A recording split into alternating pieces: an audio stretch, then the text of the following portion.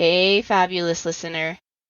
If you want to become a powerful and profitable trauma-informed coach, my business partner, Kushla, and I have a special free 5-day training starting next Monday, April 29th.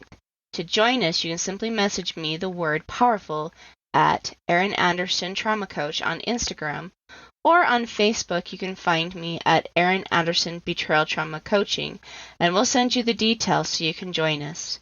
We're going to be sharing some special training on our body, mind, energy approach to help clients have faster shifts and healing, and how we make a consistent 5 figures each month as trauma-informed coaches.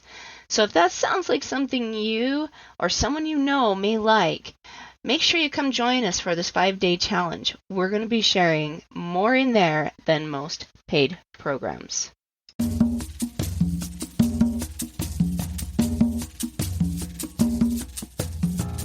Hey everyone, it's Erin Anderson with the Erin Anderson Betrayal Trauma Coaching. I am super excited that you have tuned in today. Let's get talking about how to heal from betrayal trauma.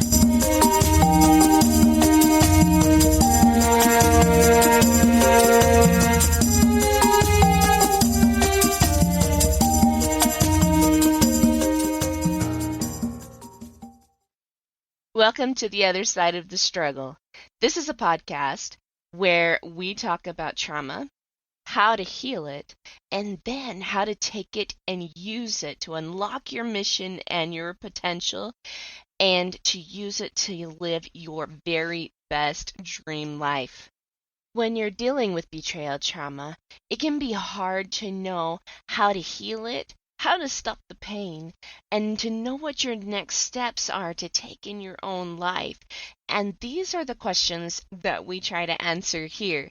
Trauma has the ability to rob us of our joy and identity, which is why it's so miserable to experience. But with the right tools and with the right mindset, we can totally reclaim that joy and even use this trauma to strengthen ourselves so that way trauma does not knock us off of our joy again. Living your dream life should be a non-negotiable, but trauma tends to try to negotiate that with you. And even though trauma is not something that we will completely ever be free of in our life, the pain is negotiable. This is why I created Erin Anderson Betrayal Trauma Coaching and this podcast, is because I want my listeners, I want my clients to live, truly live free from the prison that trauma can put you in. I want you to live on the other side of the struggle.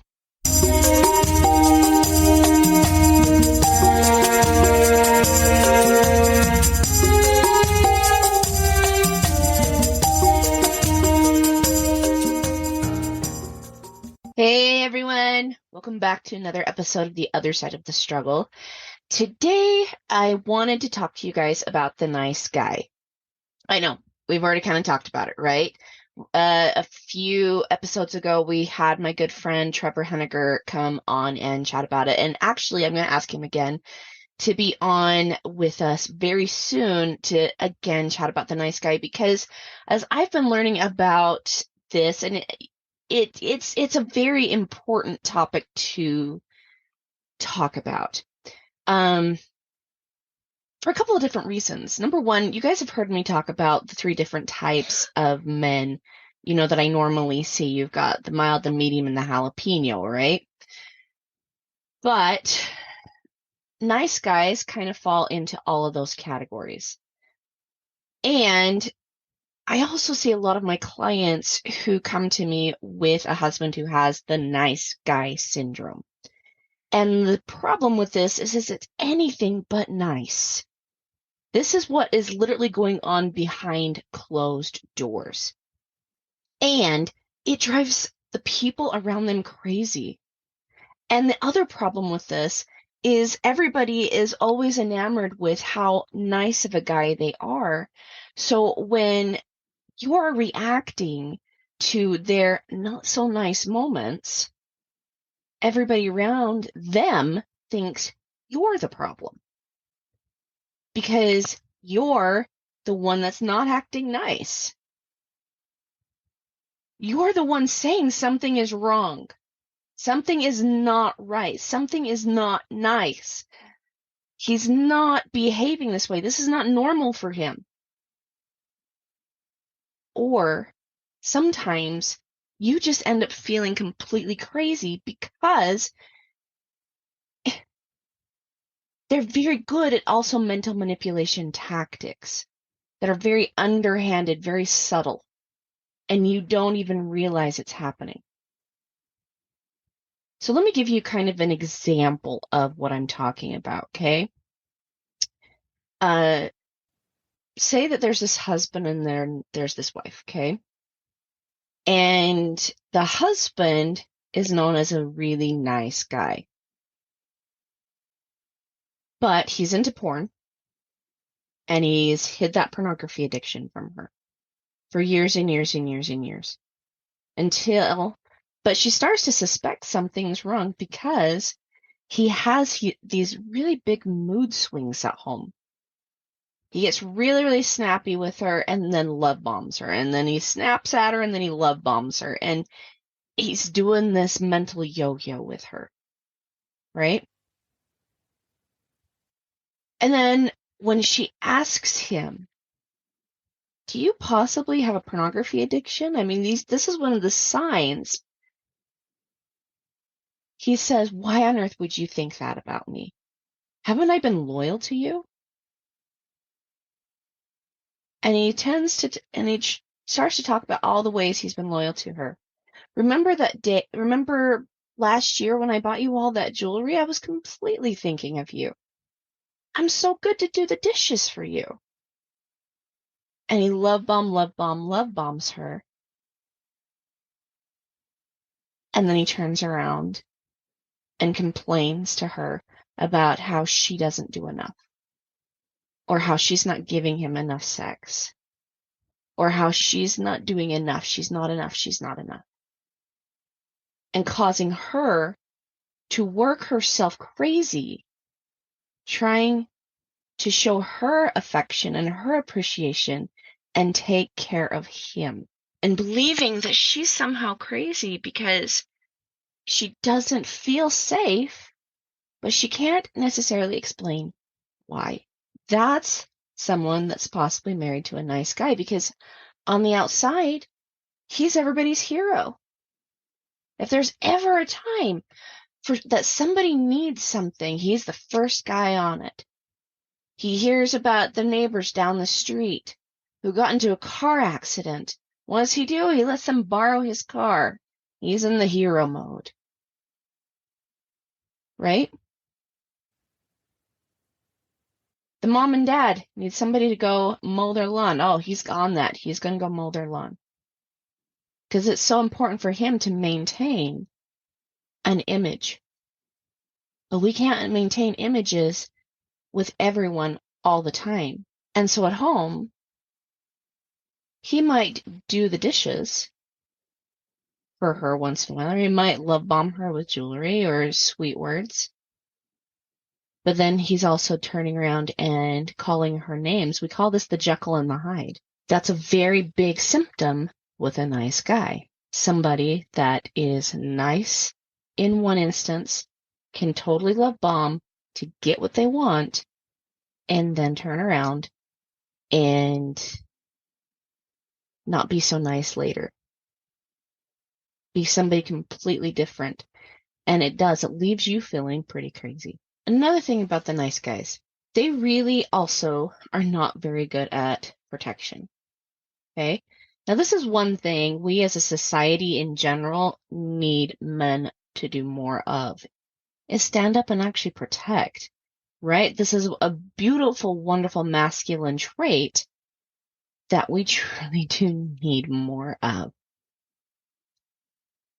because there's so many really, really horrible things happening out there, and women in general tend to feel very, very insecure and very scared for their safety. The simple act of walking from the grocery store to a person's car is very different for men and women. For a man, oftentimes they might be kind of aware, but for a woman, she's wanting something in her hand just in case she gets attacked. Because that's something that is a very real fear. Women are usually far more targeted as assault victims than men are. And that's just a statistic. We need men to stand up and actually protect. The nice guy, because he does not want conflict. And protection often requires some type of conflict. Because he doesn't want the conflict, he will push somebody else in front of him to do the protection. And oftentimes that lands on his partner. Finances aren't great. Guess what? He leaves it all to her to figure it out. Another way that this might also show up in your relationship with a nice guy is if, say, you're trying to share your emotions with him. You're trying to tell him how you actually feel about what it is he's done, and he can't hear you. But yet when it's his turn to share what is happening with him emotionally, you have to sit there and listen to him. You have to sit there and take in everything and change it for him. Nice guys don't like conflict, and your emotions are one of the things that can create that inner conflict in him. So he might even acknowledge, oh yeah, I've done something wrong, but it's not because he's feeling any guilt, but it's because he's been caught. See, most people who are mentally healthy, I should say, will, when they realize that their behaviors are not good, will turn around and actually try to change. Try to change the things that they're not doing well, things that they're not doing right, and the things that are actually hurting another person. But the problem with the nice guy is this whole facade that they've created for themselves where they have to be the nice guy. They have to be seen as the nice guy. That idea, that savior complex that they have, cannot be challenged. But again, like I said before, it's not possible to keep up an act all the time. And so it's usually the people that they are the closest to, aka their wives, that tend to see this the most. Now, so how do you know if you might be married to a nice guy? Well, number one, like I said, people think he's just the best guy ever, right? Everybody around him thinks he's just such a nice guy. He's so good. But you, on the other hand, are like, well, yeah, he's got some nice things, but... And so you have this confusing polarity happening. Another thing is you feel like you're constantly having to protect him and his interests, but yet you're left feeling very, very alone in your own. You have to take care of the finances. You have to take care of your own protection. You have to protect his best interests, his emotions. You feel like you have to walk on eggshells around him. And you feel neglected and confused. And you may even be wondering if it's you. Like, what else is you? Maybe I'm the narcissist. Let me tell you something. If you're asking that question, you're not a narcissist. So what do you do? If you are married to someone like this, what do you do? It doesn't necessarily mean that this nice guy, unfortunately, there are a lot of them out there, but that doesn't necessarily mean that you have to divorce immediately. Honestly, the best thing you can do when you're married to a nice guy is set boundaries and recognize truth. You may look like the bad guy, and people will most likely come at you when you're setting these boundaries. They may call you the narcissist. They may say that you're the problem because he's such a nice guy. And you have to be willing to realize that, yeah, you might end up having a lot of people come after you saying not nice things about you because you're finally done. And you need to be able to, if you want to keep your marriage intact, because you do see a lot of good things, and oftentimes I think the nice guy isn't necessarily aware of that. Somewhere in childhood, they've learned to conflict avoid.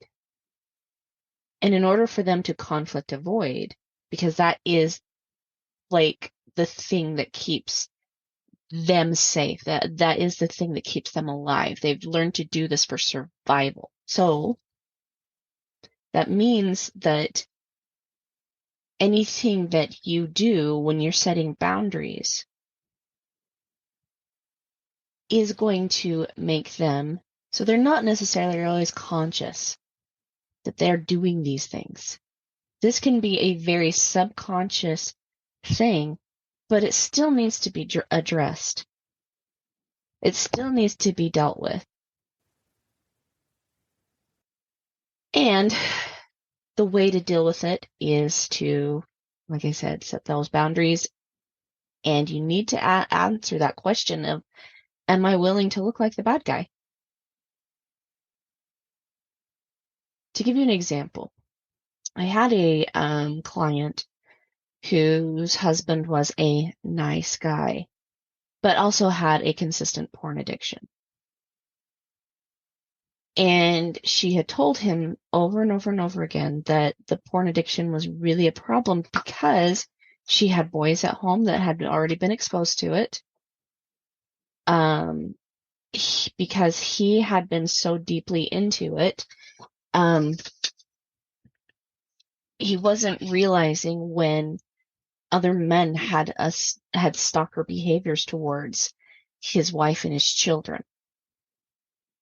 And so the idea of protection was completely foreign to him.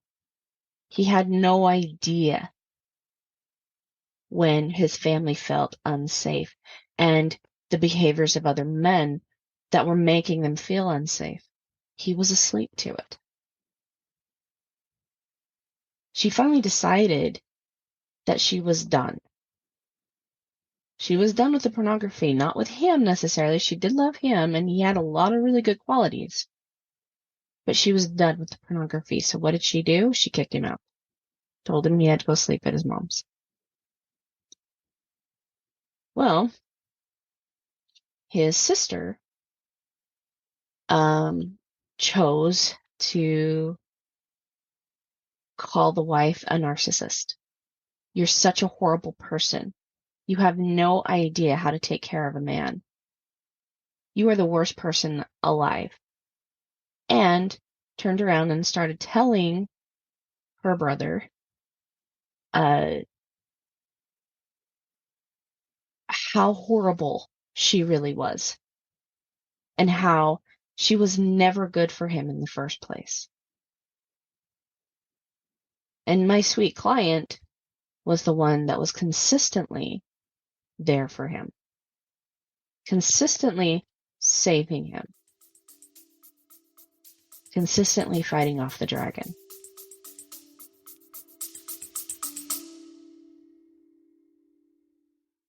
So how do you feel about boundaries? It's a legitimate question. A lot of people come to me really struggling with this concept. they often feel guilty for setting boundaries, or they're not sure about even what a boundary is. They've heard the term, set the boundary, things like that, but that's really confusing for them because it's not something that's well taught in our society nowadays, right? They know that boundaries are really important to having healthy, constructive, supportive, and wonderful relationships, but why? And oftentimes they also know that they feel like their boundaries are being violated, but they can't quite pinpoint what the boundary is that's being violated. That's why I've created the Clarifying and Creating Your Boundaries free PDF.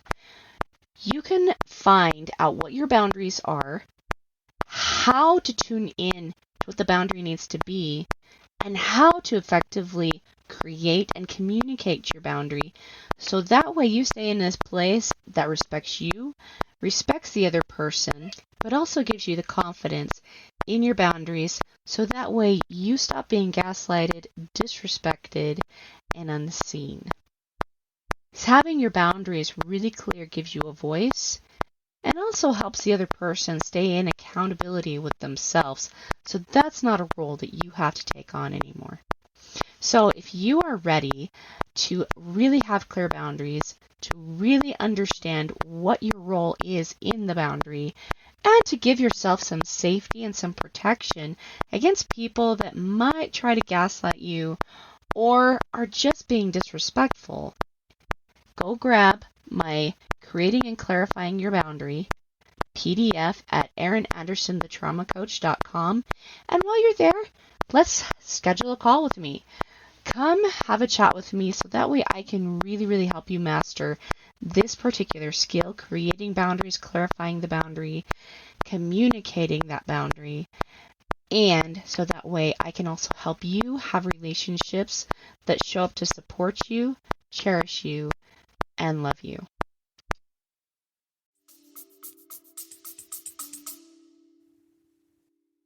It really hurt my client. Luckily, her husband was smart enough to realize that a lot of what was happening in their marriage was due to him. But at this point, he had been such a nice guy for so long that anything negative that happened as a result of his behavior looked like it was her fault, his wife's fault at this point. She came to me and she asked me, "What do I do about this? This hurts." And one of the things we went through is realizing that the reason why it hurt so bad was because it was pointing to everything she had done for him that was never acknowledged. It was pointing to the abuse she was suffering from him that was completely subconscious. It was pointing to everything she had ever done just to try to keep things safe, and that she felt crazy herself. It was pointing to the fact that in order for her to keep this marriage alive and to keep her family intact, she had to legitimately give up herself and her self-identity because she was married to a nice guy. We had to talk about these things and realize that the people that were calling her cruel, calling her the narcissist, calling her the bad guy, telling her that she was crazy, telling her that something was wrong with her, that we needed to stay strong to the truth. You are welcome to think that way if it makes you happy. And that meant distancing herself from some people that were toxic to her because they did not want to get it. They wanted to keep the mentality and the vision of him being a nice guy. But the problem was he wasn't happy either. And so his happiness, his unhappiness was also blamed on her. It's heartbreaking to say to someone that you love, you are welcome to believe that if that is what makes you happy. But it's even more heartbreaking to try to prove on a daily basis that you're not the bad guy. So what did she and her husband do? I talked to her about coming up with the 4 non-negotiables. Or I should say, she came up with 4 non-negotiables. My recommendation is at least, like at most 10 non-negotiables, because men are also creatures that need very, very direct instructions. And they need simplicity. I'm not calling them simple creatures, by the way. It's just that they do need very simple directions. And so the more concise you can make these non-negotiables, the better it is for them. And the better it is for you, because they can go back and remember these things. She set boundaries with him. If you're going to talk to me this way, I'm leaving the room. She started a business and she started earning money and started doing things that she wanted to do with that money, but she refused to pay for his things. And that's such a good thing, too, because it taught him that he actually could create. He could get out there and start doing some work. He could actually lean into the things that he wanted to do in his life. He didn't have to deny himself the good things. And he started, instead of being a nice guy, avoiding conflict at all costs, he started being kind. You know, Teal Swan, if you guys follow her on YouTube or wherever she's at, she talks about this too. The nice guy versus the kind guy. See, kind, they're very gentle with the people that they love, but they're not afraid to step into conflict. And this is why they're also great protectors. Set some boundaries with the nice guy. Boundaries that I would suggest are: don't pay for him.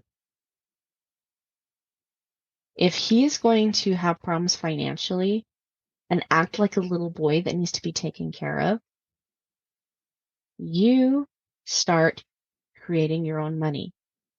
Now, before you sit there and say, I've got kids and I don't have an education, my loves, this is 2024. You can make 5 or 6 figures online. There's teaching outlets. You can sell things online. Bookkeeping, virtual assisting, goodness, blogging. And yes, sometimes it's going to take a little bit of time for some of these things to grow fruit. But plant your own seeds of money growth. When you realize that you're not a part of the finances and you need to be, then you need to get your own money. And that is a boundary that you need to set with him and yourself. And the money you make is not to fund him in any way. The money you make is to fund your goals, your dreams, and your life. That is what that money is for. And that's a very strong boundary. And the boundary you need to set with yourself is that you're going to persevere, you're going to push through. That doesn't mean it's going to be fixed tomorrow. But if you will maintain this, I promise you, and if you start getting curious about ways you can start making money online right now, I promise you that you will do it. If you'd like some extra help with that, please schedule a call with me. This is something I love also helping women do because it is such a necessary boundary especially when you're dealing with a nice guy. Second, he may sabotage things that you want him to do. So that way he doesn't have to be responsible for doing them again. If he does things like that, make him go do it again. If he wants to be treated like a child, treat him like a child. Somebody who has to be told every single step. But most especially, come up with your non-negotiables. The non-negotiables I have with my husband are, number one, he has to have a relationship with God. He has to actively pursue a relationship with God.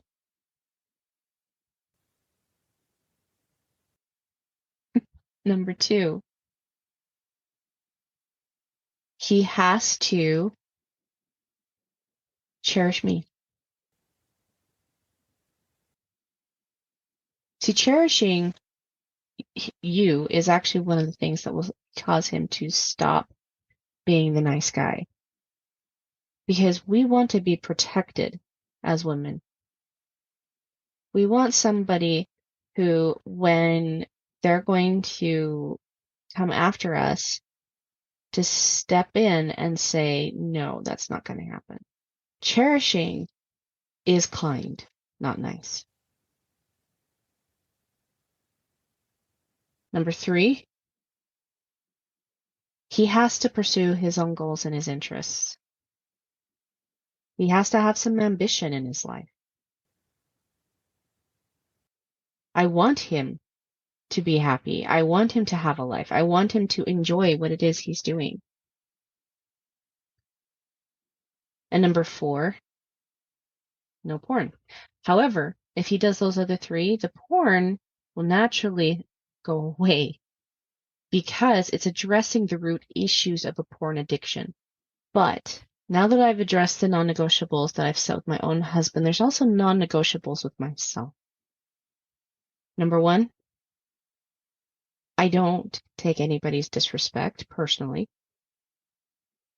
but I respect myself very much. That means I also respect other people's opinions. Doesn't necessarily mean they have to be right. But they can have an opinion of me that's not flattering. One of the things I'm going to do is I am going to ask, okay, well, why are they saying these things? Is there something about me that could possibly be true that I need to change? But I don't add emotion into that question.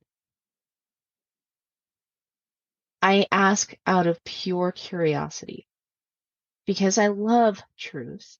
I love the idea that I can do better. And I do want to do better. But there are just some areas that I can't do better in. And if those are the areas that are being judged, well, that's not on me. And I need to be okay with other people having their experiences and having their opinions. That's okay. One non-negotiable for me is I will always be my own best friend. I will always have my own back. I am going to put God first in my life and then myself. And whatever comes from those two relationships will benefit my husband and my children and the people I love. That's my number one non-negotiable with myself. And because the other non-negotiable I have with myself, and it kind of goes along with the best friend here, is I will know myself. I will know who I am. Anything that makes me feel disappointed or betrayed by myself, that is something that I am not going to do. I can get curious, yes, about how I need to improve because I'm still walking on this planet in a skin suit, my loves. That means I still have improvement to do. God hasn't twinkled me off the earth yet. Okay? But that does mean that I am going to have to get curious about how I can grow more, how I can do better, how I can be more of who I am, be the very best version of myself that I can possibly be, but not because I want to placate someone. It's simply because I want to be that loyal to myself. Because a best friend will always have your back, right? And having your back means that sometimes they're going to have to tell you, yeah, you kind of mucked that one up. Here's the ways you can do better. Here are some things you can try. Because they want to see you succeed. They want to see you do the very best possible life that you can have. My third non-negotiable is that I am a seeker of truth. This is very helpful when someone tries to manipulate me. I don't take anybody's opinion as truth until I test it out for myself first. See, truth will always come back to a physical evidence. For example, I had a client the other day that was really struggling with their self-esteem and self-worth, and really had a lot of self-talk issues. And it wasn't necessarily his fault either. Bless his heart, he'd had a very, very rough childhood and had a former wife who was also quite toxic to him. And so when he's sitting here having a lot of this negative self-talk and wondering if it's his fault, right? That's actually a sign of gaslighting, is wondering if everything is always your fault. I had to stop him, and I said, instead of speeding up, let's slow it down. And let's ask some questions here. Number one, do you have a body? Well, yeah. Okay, well, God didn't give every one of his children a body. Does that mean you're worthy? Huh? Yeah. Oh, okay. That's interesting. Number two, do you have a life? Yes. So God also trusted you with a mission and a purpose. So God thinks you're worthy and he trusts you. I was able to follow the truth back to the fact that he had a body and a life. Truth will lead us back to things that we know for sure. Always. And truth will also light a brightness inside of you. It'll bring hope. It'll bring joy. It'll bring peace. And it will help you know yourself in a way that is irrefutable. And it will awaken inside of you a sense of awe in who you are. Truth does that. And if it's bringing those things to you, then you know you can trust it. And that's an important thing when you yourself have been betrayed by a nice guy or even a nice gal. All right, my loves, I hope this was super helpful for you.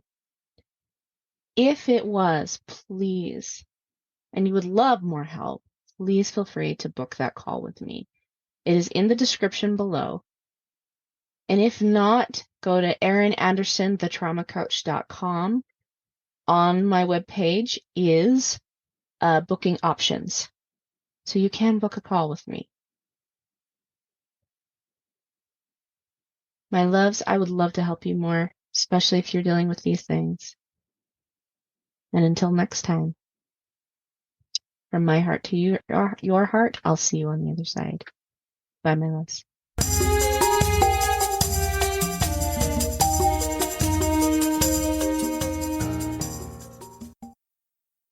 Okay, so I've got a question for you. have you joined my free Facebook group or Instagram page yet? If you haven't, go and do that. And this is the reason why. I always post my freebies, updated information, and all kinds of goodies for my community in that page. I'm also really active. I post videos, I answer questions. So if you guys really, really want to get in and interact with me, go like me on Facebook, go join my group, The Other Side of the Struggle, Healing from Betrayal Trauma. Come find me on Instagram, Erin Anderson, Betrayal Trauma Coach, and come follow me because I always have something good there just for you, my audience, and I love connecting with you there.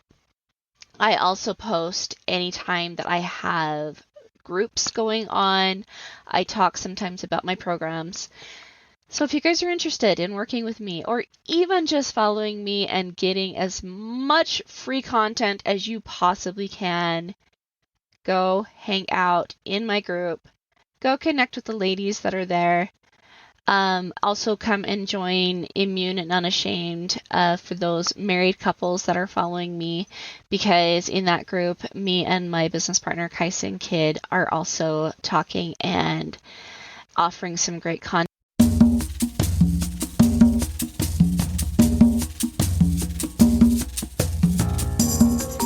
Hey guys, thanks so much for hanging out with me today and listening in on this podcasting episode. Don't forget to tune in next week. It's gonna